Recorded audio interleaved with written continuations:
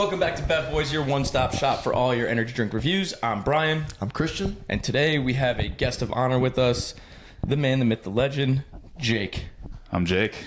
Glad to be here. Yeah. You want to give everybody, all 12 viewers, a little bit of a background on you? Yeah, me and Brian were track and field teammates in college, so I witnessed firsthand this dude's caffeine consumption, energy drink consumption. So down in North Carolina for the week to visit. Figured we'd hop on the pod. Love to see it. What do you got? You got something? I was talking to Jake, I think it was yesterday. He's like, yeah, Brian's toned down his caffeine consumption considerably since college. I'm like, yeah, I've heard that, but he still drinks far more than anyone that I know. So, but hey, we're making progress. Yeah, he's probably at about like half of what he used to be. Holy cow. Up over 1,000 mgs a day. When you Easy. measure it in grams, that's how you know you're legit. That's right. Don't mess with those milligrams. It was pretty bad. I won't lie. Like, there was a time when I think the worst time was when it was the summer after I joined the track team after football. I was still working at GNC. I got to there was a point where there was plus 2 grams a day. Granted, I was up for 18 hours and it was spread out. It wasn't like I was one after another, but. Well, at one point you were like, yo, bro, I just think I'm a non-responder to caffeine. I'm not a responder. It's fine. It's fine. It's not doing anything bad. It's not doing anything good. Yeah, what did that consist of? Is that strictly energy drinks? Is that a mix of pre-workout? Was there coffee in there? You taking just straight pill form? What's the blend? Never did the pill because I liked the flavor. If there's an energy drink out there that doesn't have caffeine but it has all the flavor of the energy drinks, I would crush that. They need to make that. We were talking about that today. Yeah. Why don't they make, this is kind of doesn't make sense, but caffeine-free energy drinks, or just give me a white Monster without the caffeine. I'll crush it. I'm crushing 6 a day. But so what it was so I'd go, I worked 3 jobs at the time. So I'd wake up, I would do a morning shift at GNC. My buddy had a girlfriend who worked at the Starbucks downstairs because it was in a mall. She would hook us up. I'd get a venti cold brew from Starbucks, straight black, no cream or anything. And then we had a deal at GNC called buy 5 get 1 free. So we would go in together and we'd each get 3. At the time, bangs were big, so we would get 6 bangs, get 1 free, and the employee discount. So we would, throughout the shift, crush 2 to 3 bangs, which were 300 milligrams of caffeine. Afterwards, I had my first track session. I would take a dry scoop of pre-workout. At the time, it was probably Ghost or C4 Ultimate, so somewhere between 200 milligrams and 300 milligrams. And then I would take another half scoop before the lift. So I'd get another 100 to 150 there just to re-energize. And then I had to go coach at night. So I was coached from probably 4 p.m. to 11, depending on where we were in the season. And I would probably have 1 to 2 more energy drinks there. And those were usually lower stim ones, so it'd be Monster or Red Bull. Just a Monster Red Bull. Nice. So yeah, I don't know if I think the Trenti had 300 milligrams of caffeine. I might be overestimating. 3 bangs is 900 milligrams right there, plus somewhere between 300 and 450. Yep. And then a couple more energy drinks, probably around ranging 2,000. Yeah, right around 2,000. Damn. That was a daily. Mans was going hard in the paint. He was, and you were also getting other people on our track team on the pre-workout. Because at the GNC, he was just dragging people with him. He'd pull up to practice, and he'd open up the hatchback, and he'd have cases of beyond raw lit. Just a drug dealer. Yeah, pulls the up pre-workout. The drug dealer coming in with sample packets. See the trench coat too. Just, what do you want? I got it. The whole team's just jittery for practice every day. Dude, excited to be there. The worst one was when we met D. He was the Midwest Ghost rep, and he was friends with Tyler, who I worked at GNC, and he would hook us up with samples and everything. And we'd get a bunch for the store too, and we're no one's getting these. We would just take them. Take all of them. So we were just the sticks, and so those were super easy because I would just walk. I'd be walking from the track to the APC, which is 100 meters maybe, and I'm just cracking a stick and just down dries. Just like a pixie stick, except for it's an energy drink. Swig a little bit of water and be good to go. Damn. Never non-energized for practice, though. I didn't have a bad day. Didn't let a bad day happen. Bad day about to happen. Just more caffeine. Just more caffeine. That's a fix. More stimulation. Exactly. Got a fun one today, though. You picked this one out of our back stock. Yeah, this is my pick. I haven't seen my girlfriend in a few days, so I felt like I had to get bucked up today. So we'll be Bucked Up Energies of the Bucked Up line. Big deer velvet extract or deer antler extract. Blood raz flavor. Kind of expensive. Was it? Where'd you pick this up at? Walmart? Got it at Walmart, and it was Okay. still $3+ a can.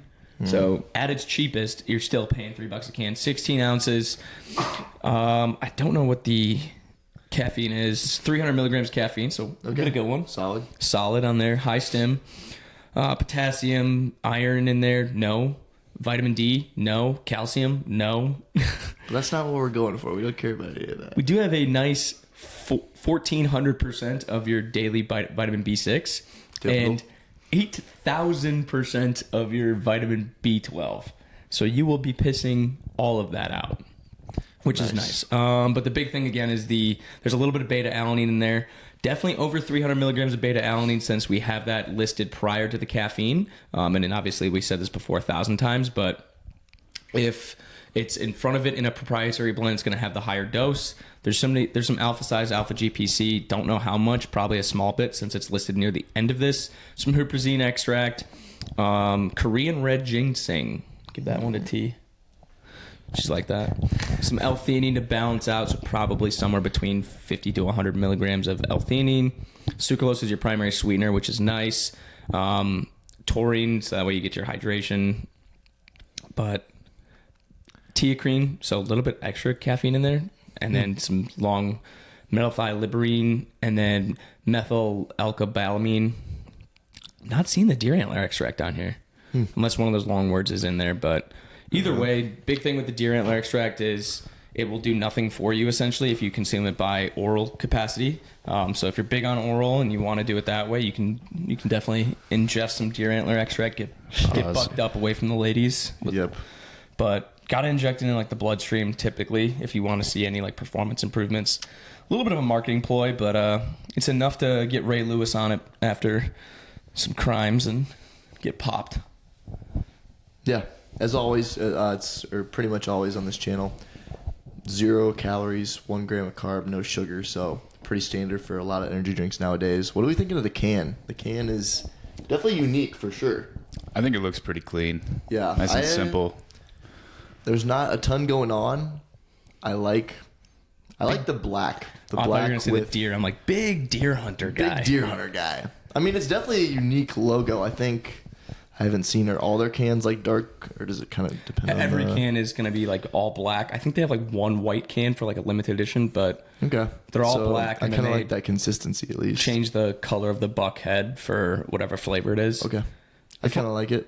The funny thing with Bucked Up, I feel like there's a typical guy that would want to drink that. It's like The guy that also is going to go on a think so. hunting trip. yeah. Hunting trip, or they got to be like kind of into the bucked up like slogan and like what that really means. Yeah. Yeah. Like they lift, but they don't look like they lift. They're big guys, but definitely have a beer gut. They're also putting in a freaking fat grizzly Little lip in shaw, before. like an eagle claw. Yeah, right I in would say there. they're They definitely take selfies with their sunglasses in their truck, for sure. and then the comment on trucker hat. Instagram posts. with the mossy oak trucker cap. The mossy oak trucker cap. They definitely have some stark political opinions. Yep.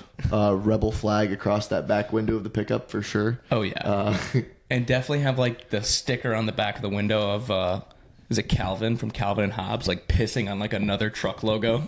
Yeah, that, and then like the balls, the truck nuts? the truck Truck nuts, the truck nuts, and then probably a bumper sticker about the Second Amendment as well. Yeah, gotta be in there. That's our archetype here for this. I have my Second Amendment, so you can have your First Amendment. Yep, More power to you. yep. Definitely a big Black Rifle coffee drinkers as well. When they're not hammering a bucked up, it's Black Rifle coffee for sure. Coffee in the morning, bucked up in the afternoon. Yep. Yeah, The coffee in the morning gets me bucked up for the afternoon. that's true. Yep. And then you have one. And you have one. Should we Should we pop that top? All right, let's see what we got here. Pretty crisp. Oh, overflow. That's yikes. Yikes. No. Stark overflow there. Little spillage. Interesting because it hadn't really been. I I mean, mean, it's been sitting there for a it's been minute. sitting there. It's not like I was shaking it around that much. Yeah. Did you shake But, this before we started, Jake? I did, yeah. Okay. So that's why. How much you got? You need a little more. Let's top that off of that pop that top. I can smell it a little bit from here. Definitely a stark raspberry. Doesn't smell bad. Just going in, huh? Knuckle deep on that. Big jump in guy. Big jump in guy. What do you think? How's the water? It's pretty good. So it doesn't have like the bite that an energy drink typically has. Like Interesting. it's kind of smooth. Like it actually doesn't have a lot of flavor, Okay. I would say. Should we take our sip? Yeah. It's super clear, by the way. Pretty much. Water Sprite consistency. Yeah. So You're gonna hate this. here we go. Don't care. That was pretty nice. I see what you're saying though. Very smooth. Not what I was expecting. I was expecting a cheaper flavor. It almost tastes like bubble gum to me. Yeah. Does it taste like bubble gum It to does, you? yeah. You know, But I think it's like maybe it's just not very carbonated, but I'm thinking like I could pound this can pretty It's easily. not. It's pretty light on the carbo. You know. It's pretty light on the carbonation. It is pretty smooth. for how much it fizzed, I would have thought there would have been a lot more bubbles in it. Right. And maybe we lost some of that. Yeah, maybe that's all just sitting on the That's all cooler. fizz, yeah. But I don't know. It's not bad though. So I'm assuming. Oh damn! No! Oh, I didn't get that. That was some. We had a little squirt session. Well, it's all right. That's what we have towels for. Oh, the thing's like plugged now. It's plugged. We're plugged up. It's all right. Oh, it's just straight foam. Give you some foam. Just straight. It's like you need top off Such a- a keg. You want some more? Such a weird drink. I won't spill it on you. I promise. Oh, it's just sitting there on the top. Lube you up, It's just sitting there on the grass. dude. That is like really foamy now. Like though. how it's just sitting there. It's kind of disturbing. I'll grab a towel real quick. But yeah, I'm trying to think of what flavor, like, it says blood raz. When I think of raz, I almost always think blue raspberry, but then the blood raz, maybe just like a regular raspberry or like almost like a fruit punch. But this is kind of not either of those.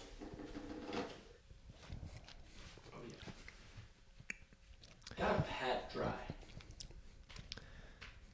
Yeah, but it's more like strawberry, like bubblegum flavor to me almost, or like raspberry. It reminds me of the Bubblicious Ghost.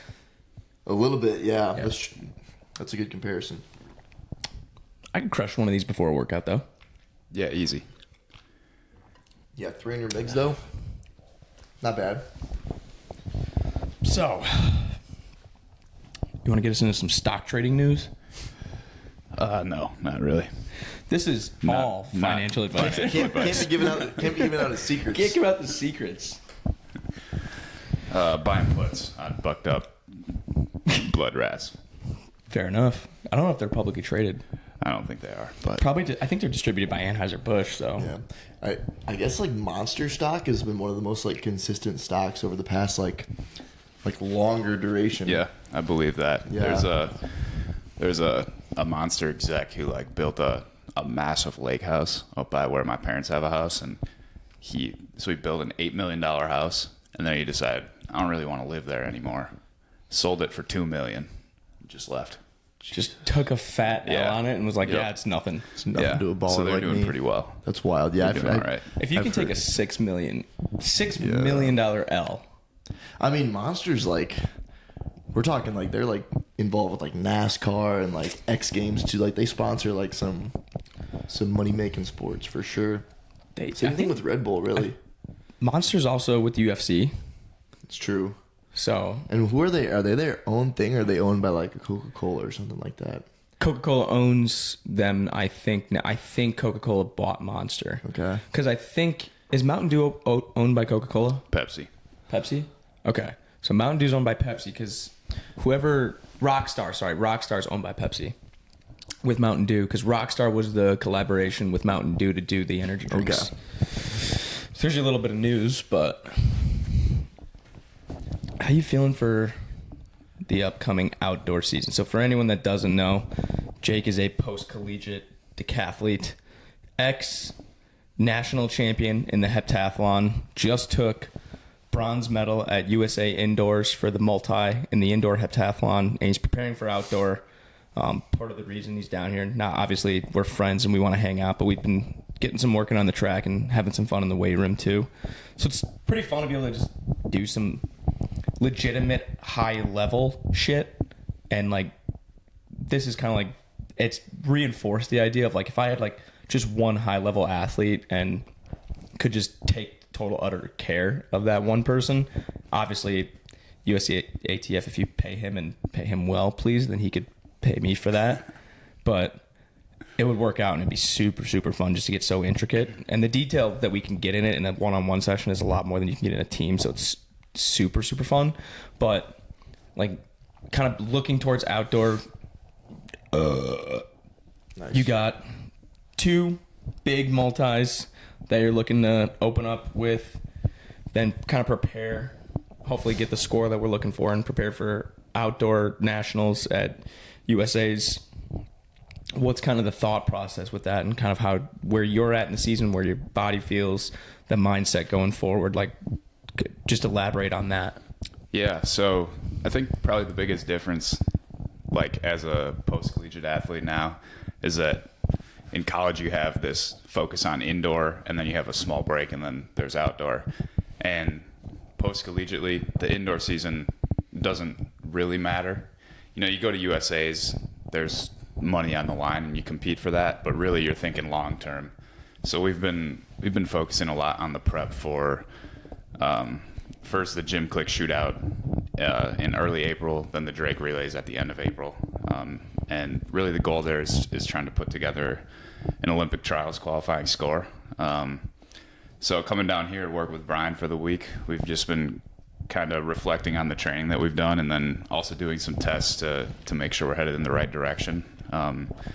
So we've gotten into like some pretty interesting stuff, bar speed tracking, RSI, like velocity from block clearances, 30 flies, stuff like that. So we're kind of just tracking everything and then figuring out where to go from there. So it's been a lot of fun, getting more personalized, more specific, like as a post-collegiate athlete, like training on my own rather than with the team.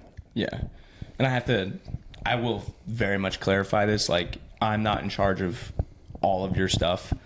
Our old head coach that we shared and I worked under, who blatantly taught me everything up until this point that I know about sprinting, biomechanics, kinematics, whatever. Sam Johnson handles so much of his programming too. So it's like a really cool system that like complete holistic development of all events, physical capacities, physical preparation, working through everything, but fully remote since Sam is in St. Paul, Minnesota. Right now you're coaching and training at UW Lacrosse. I'm down here obviously in North Carolina with French. We're doing our thing, but in a remote setting, it's still possible. But do you think that there's like a limitation when it comes to stuff like that? And like, obviously, like when we're in person, we can get so much more done. Right. But do you feel like you have to take a lot more ownership of like your own training when things happen? I think you do take more ownership, and I'm pretty comfortable making calls on my own if I need to. But we also have like a pretty constant communication channel, and like same thing with Sam. So if there are issues that come up, like we get them sorted pretty easily. But like part of the benefit of coming down here is that we get to do it in person. You get to see what I'm actually doing so that you know that I'm doing things right or I'm doing things wrong, and then we adjust from there. So it's almost like a little like audit of our program. Like, are we doing what we think we're doing? And I think so far we are. It's just like we got to keep trying to move the needle. Fuck yeah. Hell yeah. You got anything for that? Yeah, I think it's really cool because I've haven't been at all your sessions, but just kind of like here and there, seeing that like, you know, it's interesting, like the stuff that you get to do with in a team setting towards the end of someone's career. Mm-hmm. That's like the base of your guys' training at this point, because, you know, he's so advanced in his career. Like VBT is something that you don't really use with people that are early on in their college career for the most part. You kind of get that towards the later stage. Now this is taking like a bigger, it's more specialized because he's obviously more advanced. So I think that's kind of cool to see, just like you were talking about, if you just had to worry about like a one super high level athlete, you can do so much cool stuff. Like there's just so many methods that you can play around with. Yeah, and one big thing for sure is like, so in his training, the way we structure it, we do like a phase potentiation because it's a little bit easier than being reactive with the testing that we're doing. So I have to like just assume that we're setting up this phase from here and from there. But obviously it's nice to like come in, have him here, and then be like, all right, let's test where we're at and see if like everything's working, because if not, we can change it. But I get to do a lot of weird things because it's like, obviously you have like the kind of barbell method where it's like 90% of what we do, we have for sure data on this is what's going to work. 10% you get to be in that like really creative, like get freaky with it. And no pun intended, but it's really fun to program for them because every small thing might interact differently, especially in a multi with 10 different events. Like we're trying to move the needle on everything without interfering with each other. So we get really freaky with each other. So like pairing different stimuluses up, working together, coming directly from the track, or maybe splitting the session on that day. How do we get a different stimulus? Like the one that we just did this morning was we took a bar speed tracker in a Bluetooth one, hooked it up to his ankle, and we measured his exit velocity from the blocks off the initial kind of 0 point start. And if we could, you know, we were just, I mean, last night, like this is just a great example of like having a high level athlete who cares and wants to know. We're watching Chris Korfis videos for 4 hours, just looking at ideas of what we can do. And then he talked about the exit velocity and like where like the benchmarks are to be able to run, say, a sub 11, which in a HEP in a deck, like that's huge points is a sub 11 run, right? And ideally you want to be above 3 meters per second, and that'll lead to a better acceleration pattern because you have that initial jump off. And it's like, so we were testing during some of the blocks while we were working on some technical stuff. It's all about the technique, just like on flow track. All about the technique. Yep. Technique. But being able to see the numbers with a technical model and changing some of the pieces of the technical model, maybe the block position, where they were, his angles, is your back, your shoulders, are we projecting out? Do we have the thigh separation? You know, whatever it is. And then seeing like, does that change or affect your exit velo? Yeah, and it's huge to have that instant feedback, because when you're training on your own, you can change something. It might feel better, but that doesn't mean that it is better. So to have like the exit velocity on the block clearance, or like when we're running flies and getting those laser times, makes a huge difference in terms of like your technical progression, because you have the feedback. You know that that's better, or you know that that's worse. So objective data is always better than subjective feelings. Fuck your feelings. That's right. There's no you can't have Come feelings. down hot. You can't have feelings in an objective based sport, and that's what track and field is, which is one of the reasons why I like it so much. Yeah, it's the objective. Yeah. You're either good or you're not. I was gonna say No hiding on the track. Time don't lie. Yeah, that's for sure.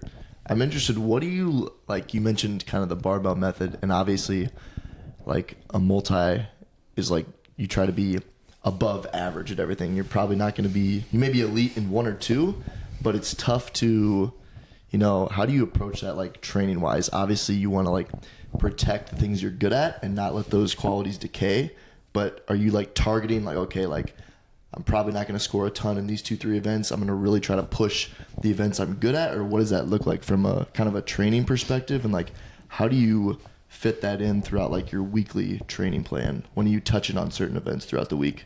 So I think that kind of depends on the person, but like from a holistic standpoint, you know, 9 of the events in the decathlon are speed power at the end of the day. So that's going to be kind of like the majority of your training, especially in the weight room, is like you got to raise the floor on those events through your physical preparedness. And then throughout the week, you know, it could change. Like you could be in a certain block working more on like long jump and vault or something like that. But typically what I do if I'm trying to fit everything within a week is kind of structure my days like how they would flow in a multi. So on a Monday, I'll have like long jump and speed work. And then a Tuesday, I do high jump and a 400 workout. And then Wednesday is usually some sort of like active recovery.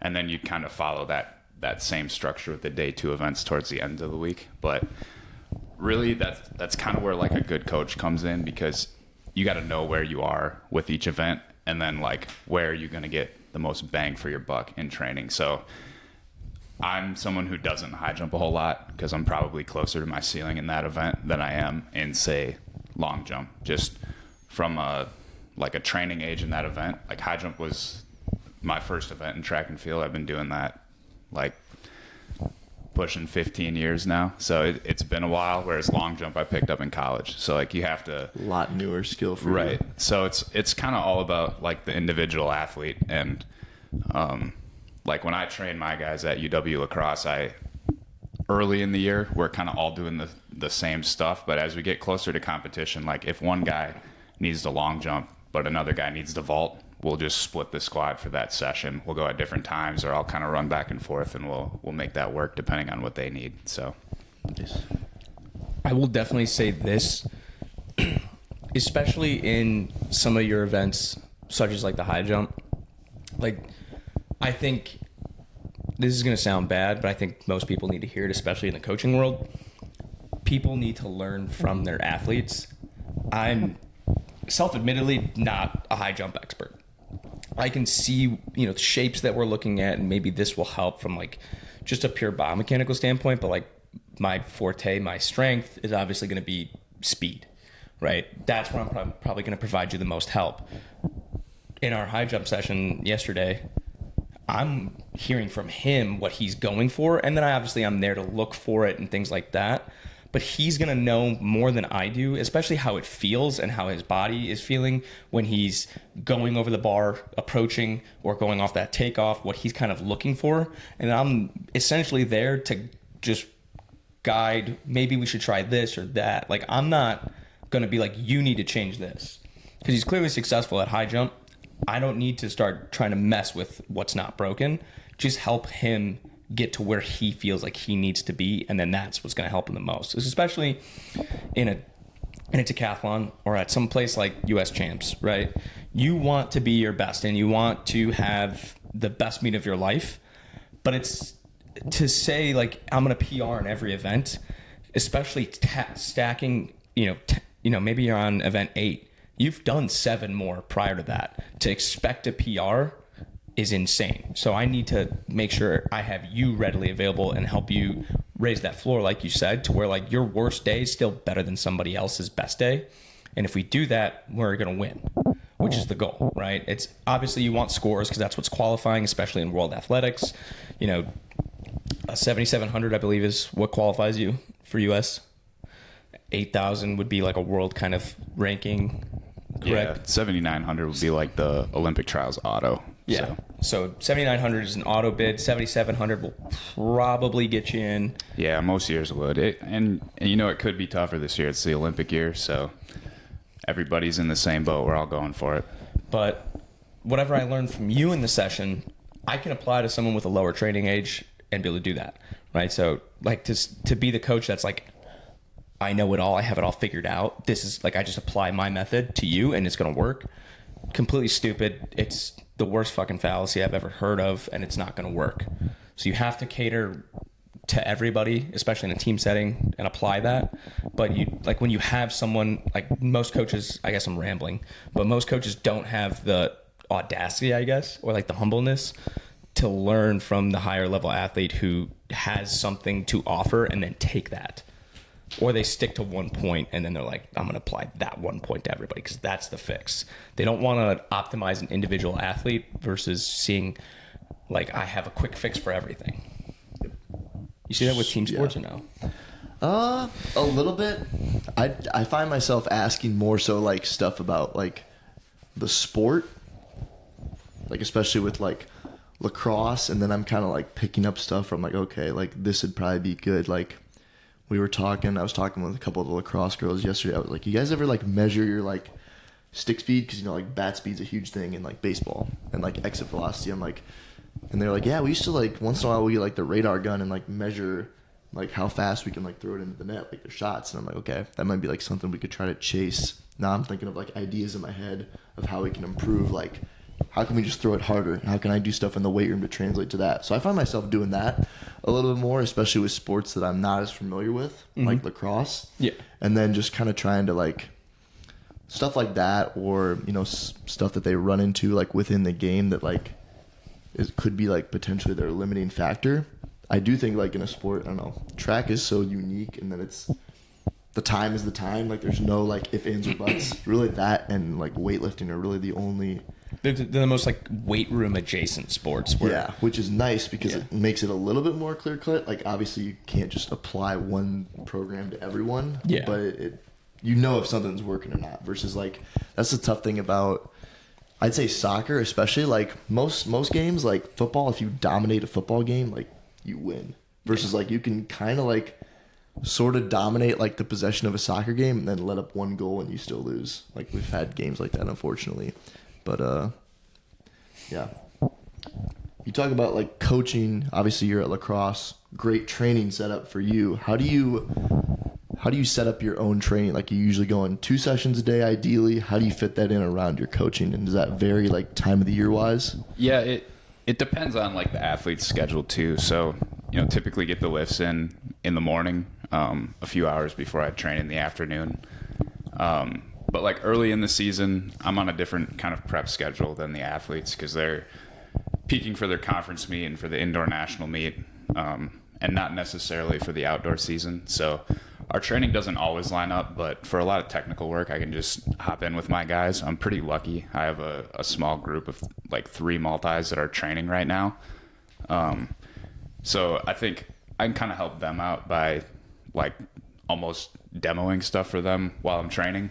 Super nice. And then it's also super helpful for me as an athlete because I'm watching them, you know, perform rep after rep, and I might see something that they're doing, and then I'll look back at a video of myself and be like, I'm not doing that either. So, and things like the throws, especially, like shot put, I'll be coaching them through something and then realize like that same concept applies to me, and then I can apply it to myself. So, I think, you know, I've been helpful for these guys because they never had a multi-coach before or anything like that. So I've kind of filled that gap and given them some structure, but they've also helped me out just because I see so many more reps like throughout just a week than I would have in the past. And that's helped like my knowledge of the event and then how I apply my knowledge to my own training. So it's been cool, a good learning experience. And I've enjoyed like coaching those guys quite a bit and seeing their improvement. So yeah, I never thought about, because I hear, you know, sometimes I feel like you hear about like Olympic athletes, like track in particular, like where there's not as much money. You know, the people that are at the top get all the money, all the sponsorships. Yep. Like people are working at like Home Depot or bagging groceries and until they make it to the Olympics, and people are like, oh man, Olympic athlete. They're like, yeah, actually I'm broke and have no money. Yep. But sounds like you got a pretty good setup there. Obviously that helps to see what you're actually doing. Like there's not as much separation. Like you're not going to work in a desk job and then having to get up and train. Like you're in it all the time, which I can see how that helps a lot. Used to work a desk job. Yeah, used to, but realized that was not where my heart was at. Yeah. So there's one point in particular last year where I was supposed to be at a track meet and couldn't get off work. And so I was sitting in the hotel in the city that the track meet was in, but couldn't be at the meet. And at that point, I was kind of like, yeah, I don't really think this is for me. So this is kind of the first year where I was like, I'm gonna give coaching a go and see if that's something that I can see myself doing long term. Because even though like the money, you know, especially initially, is not going to be what working corporate was, if it's like a more sustainable model for me, then that's something that I'm interested in. So, and so far it's been kind of what I hoped it would be. So never feel like I'm working when I'm at the track. That's awesome. Did have some fun during the Pandy Whammy. We did, yeah. I lived with Brian for like 2 weeks. Moved in with me for a little bit. We were back in St. Paul, so that was pretty fun. Didn't get a whole lot of work done, but not a chance. It was a good time. He moved in with me during the kind of like the meme stock phase, and he was like, we turned our den into like basically like his bedroom, and there was no windows in it, so we'd shut the door, black out everything, and we Just were be watching the GameStop trading chart. just throwing money left and right. Nice. That was a good time though. It was fun, yeah. Like that changed my view on a lot of different things. Number one, like so many people like complain about having bad roommates. I actually enjoyed having a roommate because it felt, I hate this like analogy, but like if you watch like Friends, right? Like they all enjoy like having each other around, but it was just fun because it didn't like, I was newly married and it kind of broke up like that, like kind of like not awkward phase, but it's like, all right, like we're married, like what now? Like do we only spend time with each other? Do you neglect everything? Do you try to just carry out your business? But our relationship was so reactive that like just throwing something new, like a wrench into it, was like kind of fun because it was like, oh, like we have someone else around too. We have things to do. We can go do this. We can do that. And then obviously she got the vid and she was stuck in there. So like we were just like, all right, let's go. Just chilling in the man cave. Let's go to the man cave. Let's go throw money at something. We and see what basically happens. chill in the man cave, go to practice, and then come back and do it all over again. That was the schedule. It was probably like 2 weeks of that. Yeah. And then when we get bored, we turn on YouTube and just watch like training videos. Cedric Dubler. Cedric Dubler, the man Shout with the out. vlog. His vlogs are like quality now. They're solid. I wish you would post more. I know. But He posted more on his Instagram story, but I think that's just because there's a little bit more money in it for him because now that Right. he's got a big following. But you ever want a good vlog? His. And he's like, I mean, he was always like a good athlete, but like, and he trains incredibly hard too. And like Right. very like in tune with like his ability, how his body feels and everything like that. So that's a cool way to look at it. yeah, he refers to in his training. He always talks about the body. So he'll start the video. The body's feeling about 80% today. What's Objective way of looking at himself. We talked about this, I think 2 days ago. 800 meter. You were a distance runner. A jacked one at that. Who's winning Right now? right now? Me. I was saying, I'm definitely getting waxed. I'm not even gonna lie. At your peak, at your prime. Fuck, man. You think you're still taking it? I was gonna say, I think it'd be pretty tight, man. I don't even know what a good time for a multi is. So in the 1K, high-level in my multi. PR 1K, I went through 800 and 211, Okay. and then closed in 33 high. Okay. So I think it'd be pretty tight. I forget that's the 1K for the Yeah. So yeah. usually guys who can run like 240 for 1K are pushing 2 flat for the 8. So Okay. I'm probably sitting around, and in like an honest race effort, like 205, 206. Okay. So it'd be probably pretty tight. I was gonna say I can But hang with that. I can hang with if that. if it gets Not much, now. I need Yeah. I need if a it few gets months. much longer than that, though, I'm cooked. Yeah. When you I was gonna say when you mentioned that like 9 out of the 10 events are like power strength, I'm like, yeah, that 1500 is like Yeah, you it's the gotta last do event. enough. It's just like who's got the guts and the grit to. You just no gotta- one really. Do you even like? You got to train a little bit for that, but like I feel like that Right. one's just like you have the capacity. Do you Yeah. have kind of just the grit at the end to? It is a little bit of Hurt a that, little bit. and we're always kind of just like building capacity in the off season, maintaining in season, and getting like a little bit more specific as we get towards races. So Right. we'll run like 500s and 600s at race pace, but the volume's never going to get outrageous. Like Right. It just doesn't make sense 3,000 to. meters. Doesn't Yeah. make sense. So, and that's like honestly for me, that's a pretty fatiguing workout. So like anything more than that would take away from the rest of the training week. So Right. we try to do enough to be like fit so that we can give an honest effort, but we're never going to be like a 4 flat No, 1500 don't, guy. don't need to. Just- Which is no. it just kind of makes sense. Like when you're training twice a day, probably 5-6 days a week, you're building capacity regardless. You don't need to Right. get too much more specific when it's everything else is so short. So 6 days a week for sure. This man got off the plane. I picked him up in Greensboro. We're driving back. And he's like, I got to hit a 1500 workout today. So immediately dropped his stuff off at the house, took him over, hopped on the. this is probably like 4 or 5 p.m. by the time you get started. It's Yeah. like 4, yeah, like Yeah. 4:30. Yeah. But it's nice to get that out of the way on the weekend, so that like the rest of the week you don't have to worry about fitting 500s into a schedule. Yeah, So I can definitely see that. yeah, it's also just like boring, monotonous work, but you got to do it. So Yes. just get it done. What would you say favorite? I don't want to say event, but like favorite training. I mean, I have come to enjoy speed training. I think just like the long-term progression is fun, and then you just don't feel anything while you're doing it. It's just like you're running fast, and that's fun. Like 400 training hurts, 1500 training hurts. Like speed training, it's like you go out there, work on your technical model a little bit, but really you're just worried about like, can I create a massive output? Just turn it over. Yeah. It's all about the technical model. We got into some flow track stuff in every video. Just working on technique. Just a lot of technical stuff. Gotta work on the technical model here. Just every video. Yep. Don't worry about going fast. Just technique. It's easy to go fast when you have elite level athletes. When you're a genetic outlier, Yeah.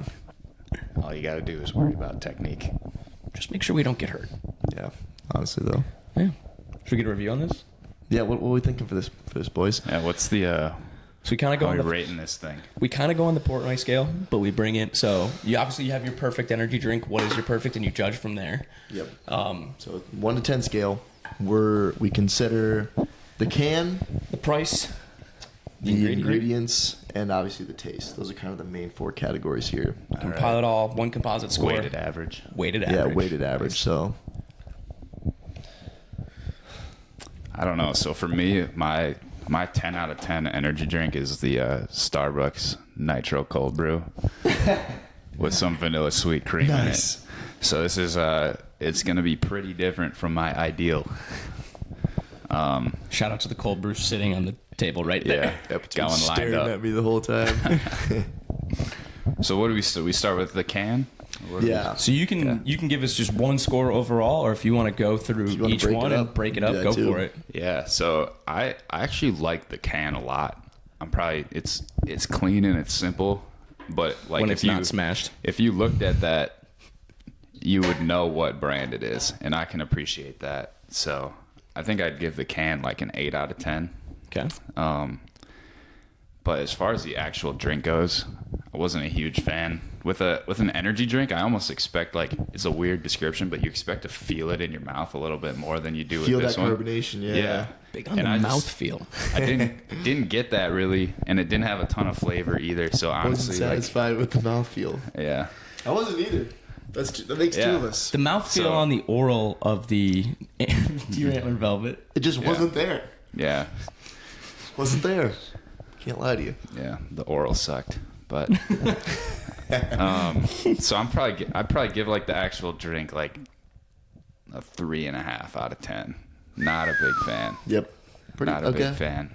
Is that weighted in with the can or no? No, so weighted average. The taste is I a don't know. 3.5. I'm putting like more of an emphasis on the taste than the can, because at the end of the For sure. day, like, you're not buying this for the can. So Yeah. It might help a little bit, but the flavor's going to carry. Flavor's going to make you buy another one. Yeah. right. So overall, I'm giving this a 5.2 out of 10. It's a fair score. That's Yeah. fair. It's a failing grade, but Yeah, I was just saying, it's kind of the definition of mid as we go on here, but Yeah. yeah, I'm going to go pretty similar to that. The can is pretty sharp. I wish, being real picky here, if they blacked out the top, it'd be, Much better. It would be pretty cool. Definitely a But, heat sealed can. yeah. I like it's got kind of that matte texture, which is nice. Again, the taste, it wasn't what I was expecting. I don't think they really hit the blood raz on what I was expecting. It was more like bubblegum flavored. True. I didn't hate it, but I'm not a huge fan of like bubblegum flavored drinks really.